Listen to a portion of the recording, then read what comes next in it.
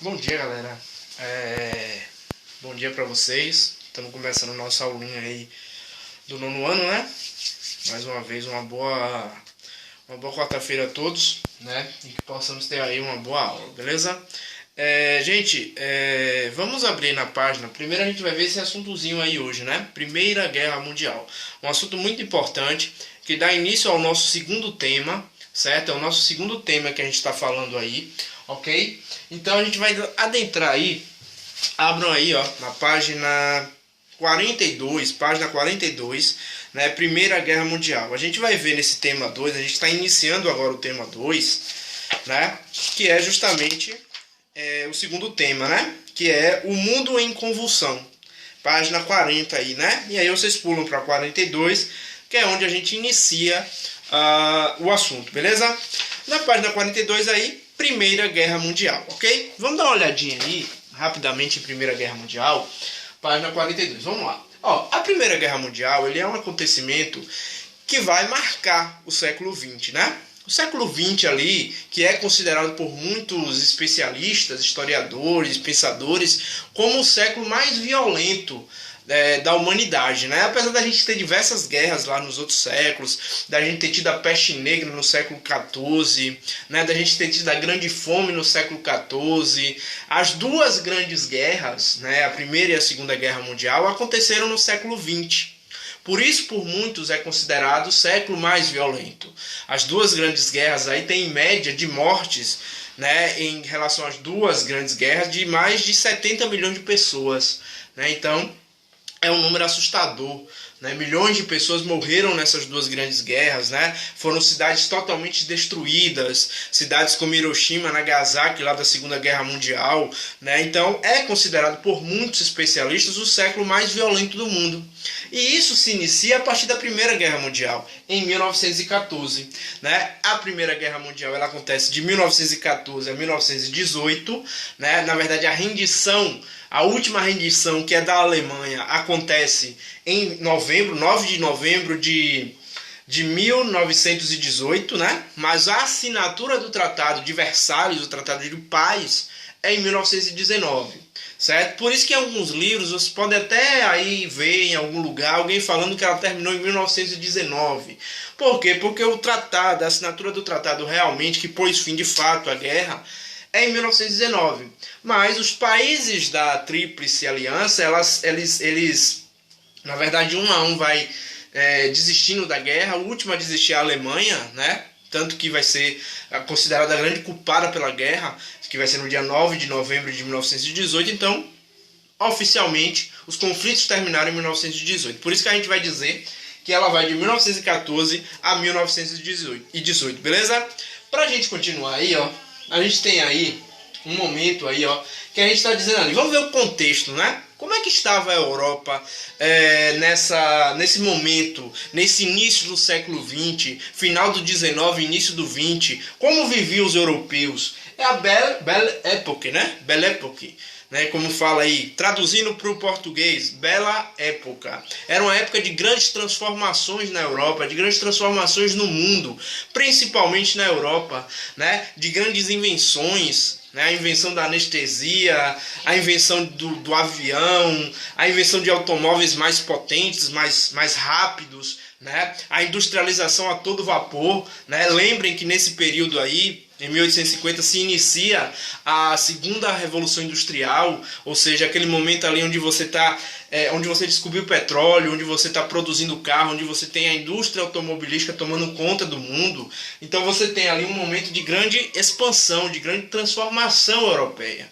Só que em meio a toda essa época de beleza, de transformações, de invenções, né, você tem tensões, ou seja, os países estão tensos, ou seja, estão ali na beira de um conflito, né? Professor, mas como? Eles estão num momento tão próspero, de invenção, de revolução, de riqueza, e eles entram em guerra. Por que disso? A gente vai entender isso a partir daqui, beleza? Vamos ver aí, vamos mais pra frente aí. Então, só que na Europa está existindo tensão, é o que eu falei, tensão na Europa. Os países estão ali num desgaste, quase em um conflito. Por quê? Vamos entender, né? Porque essa galera tá vivendo uma época maravilhosa e de uma hora para outra começa um conflito de grandes proporções. Primeiro porque a Europa, ela está vivendo a segunda revolução industrial. É o que eu falei, a época das invenções, a época da transformação tecnológica. A gente já falou sobre a primeira revolução industrial ano passado, no 8º ano, quando vocês viram falando um pouquinho sobre a revolução industrial na Inglaterra e tudo mais.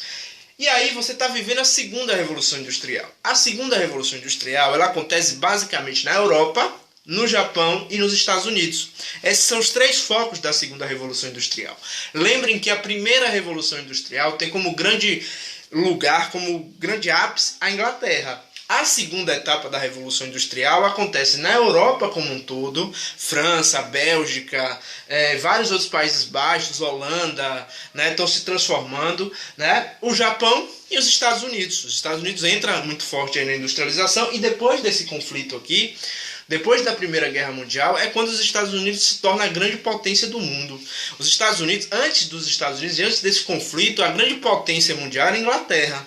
A partir do conflito, os Estados Unidos passam a ser a grande potência, a maior potência do mundo, que é até hoje, né? Beleza? Economicamente falando, né? Mas a Europa está em tensão porque essa industrialização, essa grande industrialização, ela vai gerar, de certa forma, uma tensão entre os países. Por quê? Perceba. A gente viu ano passado, vocês vão se lembrar, a gente viu um assuntozinho chamado neocolonialismo ou imperialismo, né? Que é quando os europeus vão lá para a África e para a Ásia, né? Para quê? Buscar matéria-prima. Buscar matéria-prima, buscar mão de obra barata, né? Buscar mercado consumidor para vender suas mercadorias. Ou seja, a Europa não dá mais conta da segunda revolução industrial. É preciso buscar matéria-prima, mão de obra barata. Lembre que a mão de obra africana é barata. A do Brasil não é muito diferente. Por isso que muitas empresas vêm para cá, porque a mão de obra aqui é barata.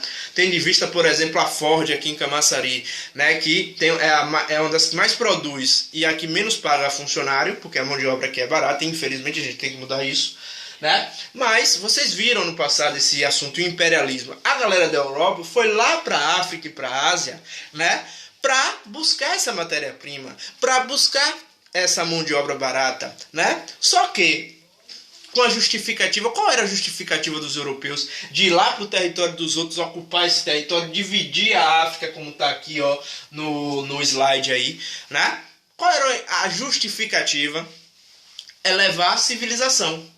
A justificativa, muito baseada no positivismo, depois vocês até analisam aí o que é o positivismo, eu falei sobre ele no ano passado, né? É uma daquelas ideias que surgem no século XIX, o positivismo de Auguste Comte, né? Em que diz que existe uma sociedade que já está em positivo, né? Que já está em progresso, civilizada, e essa civilização é a Europa, e a Europa tem a missão de levar a civilização para os outros países que não são civilizados. É uma ideia meio preconceituosa, né? Mas na verdade, qual era a grande justificativa? Na verdade, os caras era uma justificativa para tomar matéria-prima e pegar a mão de obra barata. E eles vão lá para a Europa, para a Ásia e para a África, dividir esses territórios entre eles. Ali os europeus, olha essa charge aí, os europeus ali dividindo a África, né? A África do Sul é de ali tem a Alemanha, a Bélgica, né? A Inglaterra, a Polônia, vários países europeus ali, a Itália, dividindo o território africano, né? Logicamente, gente, que isso vai gerar um certo conflito, né? Vai ter uma tensão aí, principalmente por conta da Alemanha e da Itália. A Alemanha e a Itália, né, elas se unificam tardiamente. A gente já falou sobre esse assunto também no passado. Unificação da Itália e da Alemanha, né? Eles se unificam lá no século XIX, finalzinho do século XIX, ou seja, tem pouco tempo, 1870, 1871, né? A galera tá ali, né, com muita, como é que a gente pode dizer? Então, atenção, porque eu quero esse país, eu quero esse, eu vou ficar com esse, Começa a ter um conflito, um atrito entre os países europeus, principalmente a Alemanha e a Itália. A Alemanha e a Itália, que se unifica tardiamente, tenta recuperar o tempo perdido.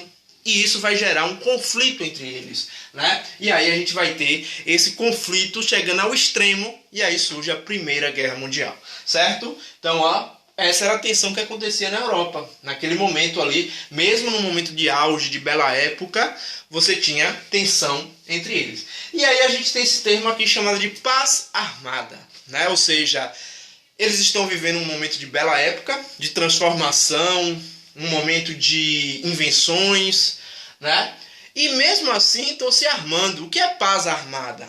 Ou seja, de 1871 basicamente até 1914, você vivia essa bela época, não tinha conflito. Tinha aqueles atritos ali, aqueles atritos entre eles, atritos, mas ainda não existia um conflito. Então a gente vai dizer que existia uma paz aí. Só que era uma paz armada. Por que paz armada? Porque mesmo nesse período que não existia conflito, só existia aqueles atritos, discussões, esse território é meu, esse é seu, né? Nesse período, nesse tempo, nesse meio tempo, de 1870 a 1914, eles estão se armando.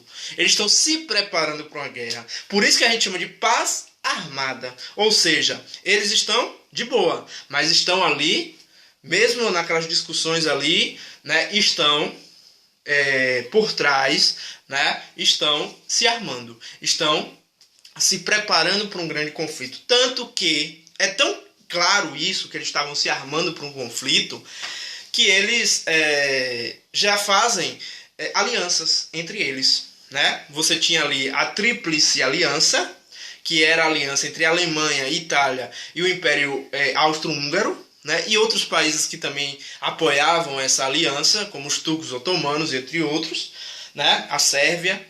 A Sérvia apoiava o outro lado, né? E do outro lado você tinha um grupozinho chamado de Tríplice Entente, que era França, Inglaterra e Rússia. Então você já tinha dois blocos se formando. Ou seja, não tem guerra, não tem conflito, né? Não tem conflito. Ainda não.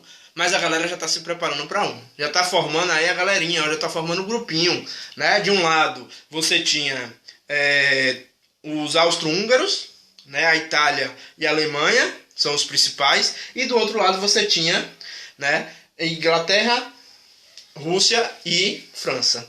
Essas vão ser os três principais de cada um. Por isso tríplice, né? 3. Mas existiam outros países apoiando, né? Por exemplo, os sérvios apoiavam lá a Tríplice Entente, né? Outros apoiavam cá a Tríplice Aliança. Então já estavam se armando os grupinhos aí. Então era nítido que iria acontecer um conflito maior, certo? Então vamos lá. E aí o estopim, o conflito ia acontecer, gente. Não é à toa que eles já estão formando grupos. Tríplice Aliança, Tríplice Entente. Estão armando para quê? Estão se armando, estão formando grupinhos. Olha, panelinhas, né? Ou seja, vai acontecer. O conflito vai ocorrer, né? E o estopim, o que é estopim, gente? O estopim é o ligar aqui, ó. É, por exemplo, botar colocar um pavio de pólvora aqui, né? E o que é o estopim? O estopim é ligar o fósforo.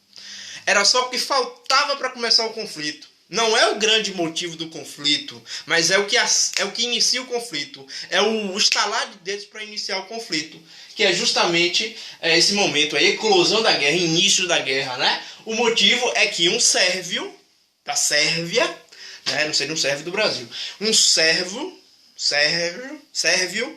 né? Que apoiava a Tríplice Entente, ou seja, apoiava lá a Inglaterra, França e Rússia, vai assassinar o príncipe herdeiro do trono austro-húngaro. Olha, o cara que apoia um habitante do país que apoia a Tríplice Entente mata o príncipe herdeiro do trono de um que está aqui na Tríplice Aliança. Ou seja, é aí. Ó, Francisco Ferdinando, esse rapazinho aqui da foto que aparece aí, morreu, né? Ele é Francisco Ferdinando, príncipe herdeiro do trono austro-húngaro. Ele vai ser assassinado por um popular sérvio. E aí se inicia de fato a guerra. Aquela guerra que já ia acontecer, ela só é acelerada por esse fato.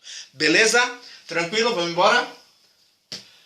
E aí a gente tem aqui, ó, consequências, né? A gente fala um pouquinho sobre consequências. Quando a gente fala de consequências, ali tem até cerca de 30 milhões de feridos, né? 9 milhões de mortos.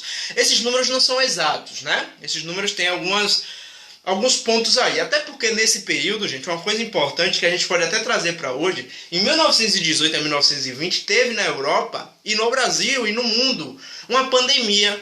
A gente está vivendo hoje uma pandemia, o coronavírus, né? Que nos impede de sair de casa, que nos impede de estarmos em sala de aula, né? Essa pandemia, em 1918 teve uma parecida, a gripe espanhola, que se eu não me engano até é para vocês fazerem uma pesquisa sobre ela, né? Sobre a gripe espanhola, que foi uma pandemia de 1918 a 1920.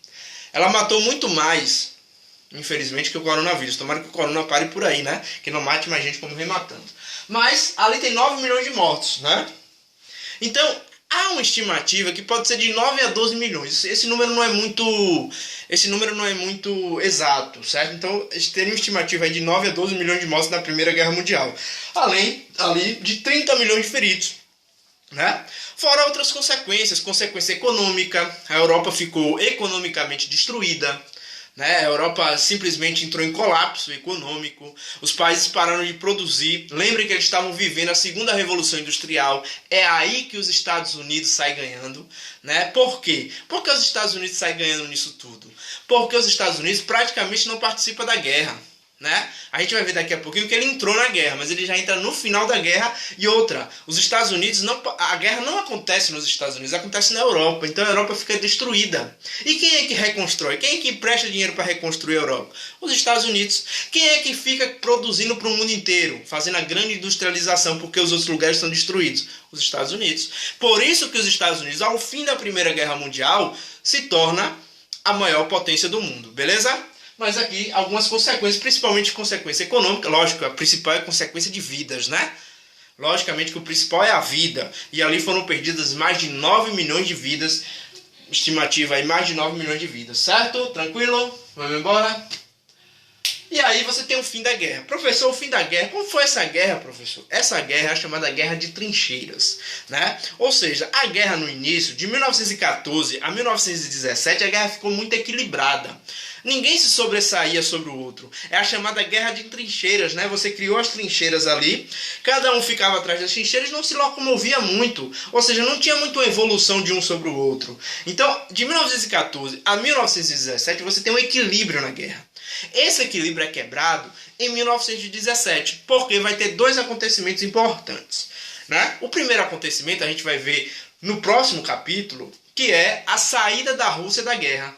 A Rússia está vivendo a sua revolução, a revolução de 1917, a revolução bolchevique, né? A revolução lá dos comunistas, estão fazendo a revolução em 1917 e a Rússia sai da guerra para resolver o seu problema interno. O seu país está passando por uma revolução, então a Rússia sai, né? Lembrem que a Rússia fazia parte da Tríplice Entente. Ele sai, a Alemanha fica, poxa, a Rússia saiu, a gente vai desequilibrar isso aí. Até então estava equilibrado. Só que vai existir um acontecimento que vai desequilibrar totalmente a guerra, né? Quando a Rússia sai, os alemães dizem, olha, a gente vai ganhar a guerra. Só que quem entra no lugar da Rússia é um bichão chamado Estados Unidos. Os Estados Unidos entram na guerra em 1917. É aí que desequilibra completamente a guerra. Saiu a Rússia, entrou os Estados Unidos. Só que os Estados Unidos é mais forte militarmente do que a Rússia. Apesar da Rússia ser muito forte militarmente, os Estados Unidos era mais. E aí, quando os Estados Unidos entram em 1917, as coisas se desequilibram. 1 ano e 4 meses, 5 meses depois da entrada dos Estados Unidos, é o fim da guerra. Os países começam a se render. Primeiramente Itália, que já saía da guerra também, já saiu anteriormente, é até acusado de traição, né? Você tem ali os turcos otomanos saindo, você tem o Império Austro-Húngaro saindo, e o último a se render é a Alemanha em 9 de novembro de 1918. Né? E aí você tem o fim da guerra com a assinatura do Tratado de Versalhes. Os conflitos acabam no dia 9 de novembro de 1918, por isso que a gente diz que ela vai de 14 a 18. Mas a assinatura do tratado é no início de 1919. Esse tratado, gente, ele vai ter algumas ordens ali. Ele vai dizer que a Alemanha vai ter que perder uma parte do seu território. Ele diz também que a Alemanha não pode ter um exército, vai acabar com o exército alemão. A Alemanha sai totalmente prejudicada dessa guerra. Na verdade, todos os europeus saíram prejudicados porque você teve uma perda muito grande. Mas a Alemanha ainda mais. A grande prejudicada na assinatura desse tratado é a Alemanha. Tanto que a Alemanha vai criar o sentimento de revanchismo e vai gerar a Segunda Guerra Mundial com um carinha chamado aí Adolf Hitler, né? Hitler vai usar muito esse sentimento de revanche e vai gerar a Segunda Guerra Mundial. Para muitos, a Segunda Guerra Mundial é uma continuação da Primeira e ela vai ser gerada por esse tratado aí que prejudicou muito a Alemanha, que na verdade vai criar um clima para a Segunda Guerra Mundial. Segunda Guerra Mundial que a gente vai ver, só que lá na frente, né? Segunda Guerra Mundial que acontece em 1939 a 45, beleza? Então aqui é o fim da guerra, deixa eu ver se tem mais alguma coisa pra gente ver. Não, né? Então a gente finaliza aí, gente, ó. A gente trabalhou todas essas questões, né?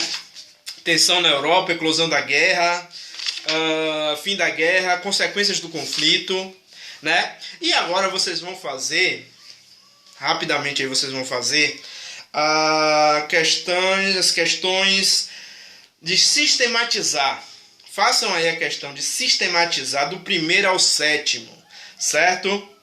Vou dar um tempinho aí. Se não der tempo de corrigir hoje, na próxima aula eu volto corrigindo. Mas eu vou dar um tempinho para vocês fazerem e volto com o vídeo com a correção, ok? Do primeiro ao sétimo, sistematizar, página 49, ok? Comecem a fazer aí. Se ainda der tempo, eu volto hoje com a correção, certo? E depois vocês mandam a foto com as respostas, ok? Então façam aí do primeiro ao sétimo, página 49, sistematizar.